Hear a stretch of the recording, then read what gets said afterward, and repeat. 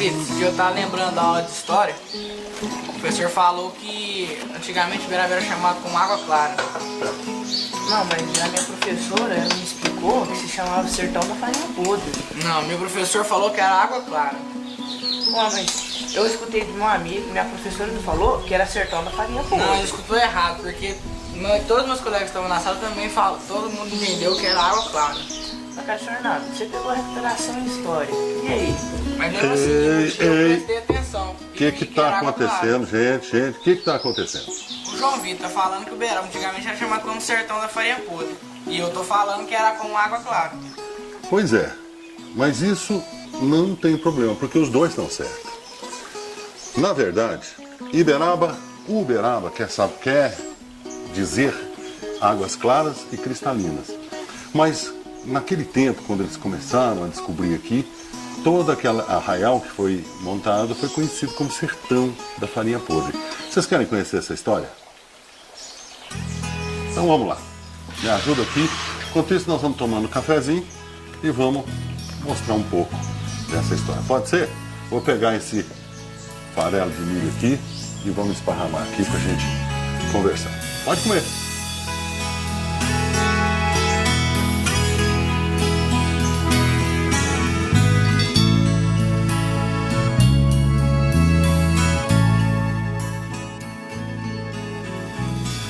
Aqui nós temos o Rio Paranaíba, que vocês conhecem. Aqui nós temos o Rio Grande, com seu dentinho, que vocês também conhecem. E que eles vão desembocar aqui no Rio Paraná. Para isso, a gente vai ter que voltar e contar a nossa história desde 1700, no século XVIII. O Brasil tinha só 200 anos de descobrimento. E aqui neste sertão, que era o fundão da capitania de São Vicente, só viviam os índios bororós e os índios caiapós, e também muitas feras. Era o tempo dos bandeirantes, do Anhanguera, do Borba Gato. Anhanguera ficou conhecido como Anhanguera porque ele botou fogo no aguardente e os índios ficaram com medo dele incendiar as águas e chamaram ele de Diabo Velho, que quer dizer Anhanguera na linguagem deles. Nos primeiros tempos, a colonização do Brasil predominou na região litorânea, ao longo de toda a costa. Mas aos poucos a coroa portuguesa percebeu a necessidade de interiorizar, ou seja, adentrar o território, dado que o território era muito vasto, com as possibilidades de muitas riquezas. Então os bandeirantes, a coroa portuguesa criou o movimento dos bandeirantes e os sertanistas que adentraram o território brasileiro, levando, eu posso dizer que eles eram os novidadeiros, levando a ideia de uma civilização, de um mundo onde as coisas eram diferentes, assim como Portugal, um lugar desenvolvido. Então a ideia de civilização, de povoar e civilizar os sertões. Inclusive, uma expressão muito utilizada na época, que era amansar os indígenas. Com a descoberta do ouro em Goiás, a região passou a ter uma importância estratégica. Eles vinham as bandeiras para trabalhar e buscar o ouro através dos rios. Então, o governador da capitania de São Paulo e de Minas Gerais eles começaram a empreender viagens e explorações que visassem um atalho nessas terras. E neste tempo, naquele momento, como toda a região era ocupada pelos índios, foi muito difícil, eles eram muito bravos. Quem fez essas viagens foi o Anhanguera II, em 1725, porque o pai dele já estava muito velho. E ele, quando fundou lá a Vila Boa de Goiás e voltou, ele fez a primeira investida nessa região. Como o sertão já passou a ser sertão da capitania de Goiás, e os índios eram muito bravos, eles estavam com muita dificuldade de conseguir colonizar aqui, o governador da capitania de Goiás criou um projeto de colonização, nomeando Antônio Pires de Campos para pacificar os índios da região. Então, ele veio até aqui e desenvolveu aqui uma viagem, colocando uma aldeia de cada lado, cortando este velho sertão que ficou conhecido como Sertão da Farinha Podre. Quando os bandeirantes entraram pela região do Triângulo Mineiro, eles encontraram aqui os índios Caiapós e os índios Bororós. E isso gerou um conflito com os bandeirantes. Então eles nomearam um português chamado Antônio Pires e Campos para fazer todo o policiamento da região. E isso causou um conflito muito sério na região, porque os bandeirantes utilizaram dos índios Bororós para lutar contra os Caiapós. E isso provocou um extermínio completo na região das populações indígenas, visto que em 1820 havia só 8.000 índios na região. Em 1870, conforme documentos da ata da Câmara Municipal, não havia mais índios aqui. Como eu falei para vocês, nós estamos falando de capitanias hereditárias. Naquele tempo, o Brasil era colônia de Portugal e o sistema político era dividido em capitanias hereditárias, não eram estados. Como eu disse, nós estávamos na capitania de Goiás, capitania de Minas Gerais, de São Vicente, e descobriram ouro na região onde hoje fica a cidade de Sacramento. E lá atraiu muita gente e foi fundado lá pelo cônego Hermógenes Braunschweig Casimiro de Araújo, o julgado do desembarque, que tem muita importância na fundação e na história de Uberaba. O desembarque, no nosso mapa, fica localizado exatamente aqui. Naquele tempo, a capital do Brasil era Salvador, que depois foi para o Rio de Janeiro, que depois foi para Brasília. Junto com aquele momento e aquele período acontecia a Inconfidência Mineira, que eu sei que vocês já estudaram. Desemboque foi um arraial que surgiu às margens do Rio das Velhas, atual Rio Araguari, nas terras do atual município de Sacramento. E esse arraial surgiu ali e se desenvolveu consideravelmente para as circunstâncias da época por causa do ouro que existia e era explorado no leito do próprio rio. Esse arraial se desenvolveu tanto que dele começaram a surgir bandeiras e entradas a oeste, onde existia apenas, correndo a Marta Virgem, a Via Anguera. Aí nesse lugar é que essas bandeiras vieram no começo do século XIX. E daqui é que surgiram as cidades de Uberaba, Sacramento, Conquista.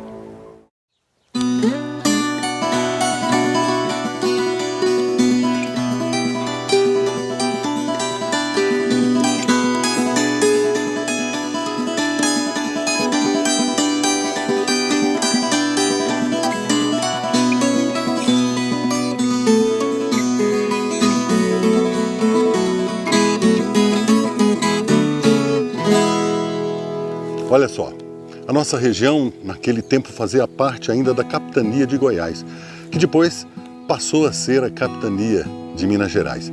Ficou com Goiás até 1816. Bem, como o governador de Goiás queria povoar a região e tomar a posse das terras, ele já tinha promovido a pacificação. Ele começou a distribuir as famosas sesmarias, que nós já conversamos sobre isso. Essas sesmarias têm uma grande importância para a nossa história. Teve importância o papel de José Francisco de Azevedo na ocupação do Triângulo Mineiro, especialmente no século XIX, em 1806, o antigo Sertão da Farinha Podre. Isso através da fundação do Arraial da Capelinha, que foi criado em torno do córrego do Lajeado. José Francisco de Azevedo era um medidor de terras, e sesmarias, como se chamava na época, que eram grandes extensões de terras que eram distribuídas desde o período colonial. E ao entorno dele, vários outros transmigrados acabaram se estabelecendo nesta localidade. Em 1809, o sargento-mor Antônio Eustáquio da Silva Oliveira, conhecido como Major Eustáquio, é nomeado pelo governo de Goiás a se estabelecer nessas regiões como disciplinador de índios e como aquele que iria estabelecer a ordem e os processos de ocupação efetivas da terra. Ele funda uma fazenda, né, suas terras, onde hoje é a Fazenda Experimental Getúlio Vargas, e devido a esse fator, Uberaba estava prestes a ser fundada. Como aconteceu em todo o Brasil, o processo de ocupação das terras foram através de sesmarias. E Uberaba não foi diferente. Nós temos aqui próximo de Santa Rosa, sesmaria que foram doadas para Francisco de Azevedo. Temos também documentos de doação de terras, que é a sesmaria do Tristão de Castro doando para a igreja, na parte central de Uberaba hoje, onde está a Praça Rui Barbosa. E temos também o Antônio Eloy Cassimiro de Araújo, que é o Barão da Ponte Alta, que herdou as sesmarias de Santo Inácio, Bebedouro e Ponte Alta. Terras que, se a gente imensidão, daria aproximadamente daqui na divisa com o Sacramento, né? E temos também a presença dos escravos, e onde tem escravos, com certeza você vai ter as formações de quilombos, Tengo-Tengo, Ambrósio.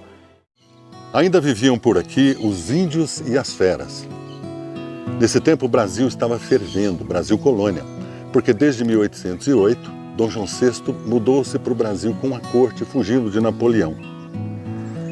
Nesse tempo, um homem de 51 anos, chamado Major Antônio Eustáquio de Oliveira e Silva, foi nomeado comandante-regente dos índios do sertão da Farinha Podre pelo governador de Goiás, governador da capitania de Goiás, por influência do seu irmão. Ele empreendeu uma bandeira, foi até o Prata, fundou a cidade do Prata, depois passou por essas bandas. Mas há relatos históricos de terem passado por aqui também uma exploração comandada por um homem chamado José Francisco Azevedo, lá na região onde hoje é Santa Rosa, o distrito de Santa Rosa. Na prática, a nomeação de Antônio Eustáquio como curador dos índios significou o massacre de todos os caiapós que habitavam a região. Eles foram dizimados. Para você ter uma ideia da dimensão do genocídio, na segunda metade do século XIX já não havia mais registros de índios no sertão da Farinha Podre. E os sertanistas foram levados a exterminar os índios porque a mineração desenfreada no desemboque havia acabado com as terras. Buscar novas terras era uma necessidade urgente. E um dos sertanistas que lideravam esses grupos, chamado José Francisco de Azevedo, ele acabou fundando um pequeno núcleo populacional às margens do Ribeirão do Lajeado, e como estavam no sertão da Farinha Podre, o povoado ficou conhecido como Arraial da Farinha Podre. E nessa época, o Antônio Eustáquio organizou mais uma expedição, chegou até o Ribeirão do Prata, matou mais um monte de índio e tomou posse das terras. Como esse ambiente ficou seguro, porque também não tinha mais índio, aqueles habitantes do Arraial e uma leva de imigrantes da região central da província de Minas Gerais, os chamados geralistas, eles acabaram ocupando aquelas terras e também construindo as suas casas nas imediações da morada do próprio Antônio Eustáquio. Pode bombar, Carlos Fernando. É a água. É em torno da água que todos os povoados se formavam antigamente. Foi assim que Major Eustáquio de Oliveira chegou na nossa região, encontrou o Córrego das Lajes e ali fixou a sua residência e começou a atrair o povo para formar o arraial da nossa terra. O Major Eustáquio, quando chega em Uberaba, ele já chega com os títulos de curador de índio e regente do sertão da Farinha Podre. Então o major chega com todo o aparato para estar aí fundando uma cidade. Mais tarde, em 1816, a nossa região do Triângulo Mineiro deixou de fazer parte da capitania de Goiás e passou a fazer parte da capitania de Minas Gerais. Uns dizem que isso aconteceu pela influência dos fazendeiros, que já era uma força econômica da região na época. Outros dizem que era por influência da Dona Beija, uma bela mulher que encantou o ouvidor do rei. Em 1816, a região do Triângulo Mineiro passa a pertencer a Minas Gerais. Por que aconteceu isso? Os fazendeiros prósperos da região do Triângulo Mineiro fizeram abaixo-assinado para o rei Dom João VI para que o Triângulo passasse a pertencer a Minas Gerais. e isso aconteceu. Mas tem uma outra explicação que mistura mito com realidade. É o caso da Dona Beija, que ela interferiu na passagem do Triângulo Mineiro para Minas Gerais, porque ela tinha como amante o ouvidor e esse interferiu junto ao governo de Dom João VI. O local escolhido por Major Eustáquio, na beira do Córrego das Lajes, foi definido porque se localizava no val das 7 colinas. Cada colina dessa tinha uma fonte e água não podia faltar. Mas há controvérsias, se eram 7 ou 6 colinas. A partir do momento que o Major Eustáquio ele escolheu um lugar propício para estar se instalando, que Uberaba é formado por colinas, né? E colinas e córregos, vamos dizer assim. Então, uma das escolhas foi essa abundância de água, fauna e flora, vamos dizer, né? Nesse sentido. Então, em 1880, o Borges Sampaio, ele faz um estudo, que foi um recenseamento, e ele detecta apenas 6 colinas, né? Que são da Badia, São Benedito, Mercês, Leblon, Estados Unidos e Boa Vista. A partir do século XX, o Hildebrando Pontes já cita a colina do Fabrício, que o bairro Boa Vista foi dividido. Aí que se cria a colina do Fabrício, passando então Uberaba a ter 7 colinas. Quer dizer, hoje o tamanho que a cidade está, será quantas colinas que existem? Em meados de 1812, o capitão Antônio Eustáquio da Silva Oliveira, futuro Major Eustáquio, saiu do desemboque numa, justamente, bandeira e, viajando a oeste, aqui na confluência do Córrego das Lajes com o Rio Uberaba, ele se estabeleceu, se afazendou. E alguns anos depois, construiu um retiro ali na esquina da Praça Rui Barbosa com a Rua Arthur Machado. E essa construção desse retiro é o início da fundação de Uberaba, porque ele fez isso de propósito, mas não se tem a data ainda, é por volta de 1815. 5 anos depois, por trabalho dele e do seu primo, o cônego Hermógenes, vigário lá do desemboque, Uberaba, que ainda nem tinha nome, não era oficializado, foi elevado à freguesia no dia 2 de março de 1820, por decreto de Dom João VI. A partir daí, essa data importantíssima comemora-se desde alguns anos o Dia de Uberaba, pela importância da data, que é a data mais antiga e oficial e documentada da história de Uberaba. É bom lembrar que 2 anos depois, o Brasil conseguiu a independência. Na verdade, foi proclamada a independência por Dom Pedro I. Há relatos também de que naquele tempo, quando Major Eustáquio começou o arraial, já existiam comunidades quilombolas, apesar de terem vindo com ele também alguns escravos, a força negra na construção da nossa terra. Mas em 2 de março de 1820, Major Eustáquio conseguiu de Dom João VI a elevação do arraial à freguesia de Santo Antônio e São Sebastião. E essa data passou a ser a data que nós comemoramos o aniversário da cidade. Uberaba experimentou um grande desenvolvimento. Em 1856, subiu à categoria de cidade. Após a abolição da escravatura, a chegada dos imigrantes também representou um grande marco de desenvolvimento para a cidade, para a nossa povoação e também com a chegada do trem de ferro. O final do século XIX foi muito importante para a nossa região. Isso se deu após a abolição da escravatura e a chegada do trem de ferro.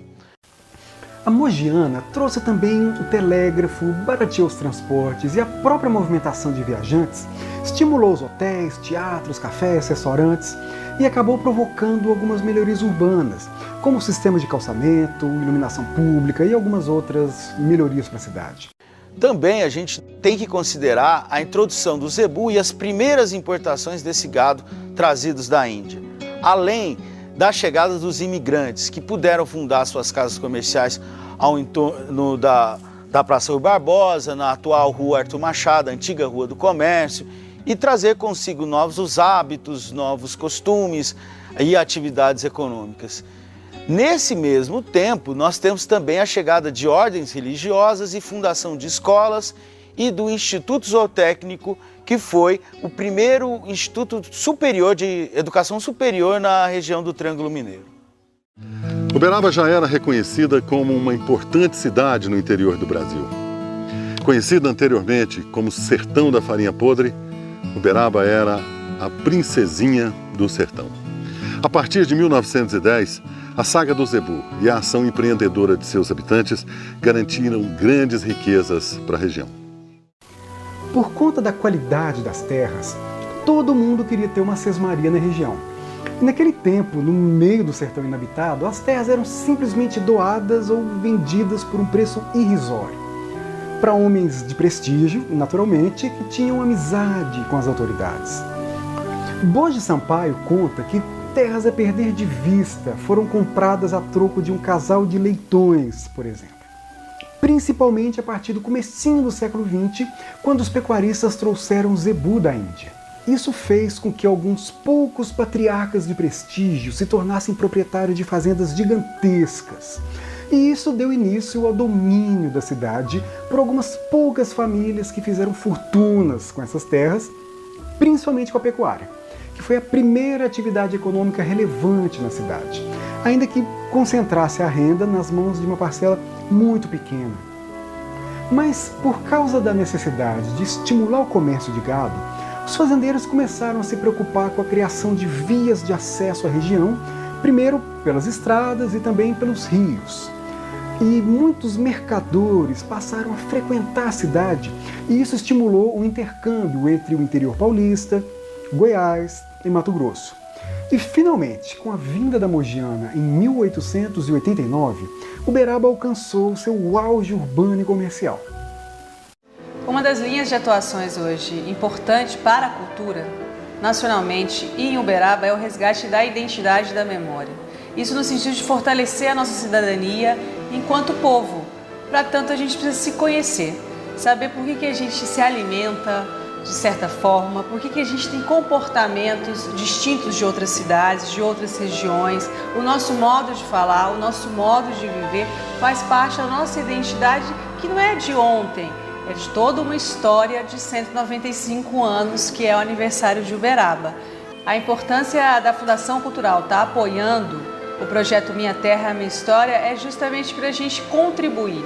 Nesse momento que Uberaba comemora 195 anos, o resgate da nossa história e da nossa identidade e deixar um pouquinho dessa contribuição de forma educacional para que todas as gerações possam se conhecer e possam conhecer o nosso povo de uma forma muito bacana, que é através do vídeo. Uberaba, nos seus quase 200 anos, uma cidade construída com suor, lágrimas e muitas vezes com o sangue de muitos uberabenses. Cidade única, cidade que conseguiu construir uma raça zebuína para o Brasil e para o mundo. Uma cidade que tem o maior sítio paleontológico da América Latina. E uma cidade que tem o ícone da paz, Chico Xavier. Portanto, uma cidade única. Momento uberabense, momento de perspectiva, um futuro brilhante pela frente. 325 mil pessoas estão aqui na nossa cidade, ajudando a construir nesse momento e com a perspectiva de um crescimento extraordinário pela sua localização, pelo seu potencial. E é isso que nós esperamos dos uberabenses e é isso que nós esperamos da nossa Uberaba, que realmente seja essa cidade alegre, uma cidade que dá oportunidade para a sua gente, uma cidade em que confiamos no seu futuro, confiamos na sua gente. Bem, gente, essa é uma pitadinha da nossa história, a história da nossa terra. Terra que tem jabuticaba, que tem mangas sabinas nos quintais, terra que tem fruta do conde, terra de gente guerreira e de gente faceira de bom coração. Minha terra tem jabuticaba, tem mangas sabinas nos quintais, Tem fruta do conde onde a lembrança é feito esperança, em Minas Gerais, terra de gente guerreira, de gente faceira, de bom coração. Minha terra tem 7 colinas, terra de lindas meninas, de cerrado e chapadão. Minha terra tem jabuticaba, minha terra é Uberaba, princesinha do sertão. Minha terra tem jabuticaba, tem mangas sabinas nos quintais, tem fruta do conde onde a lembrança é feito esperança, em Minas Gerais, terra de gente guerreira, de gente faceira, de bom coração. Minha terra tem 7 colinas, terra de lindas meninas, de cerrado e chapadão. Minha terra tem jabuticaba, minha terra é Uberaba, princesinha do sertão.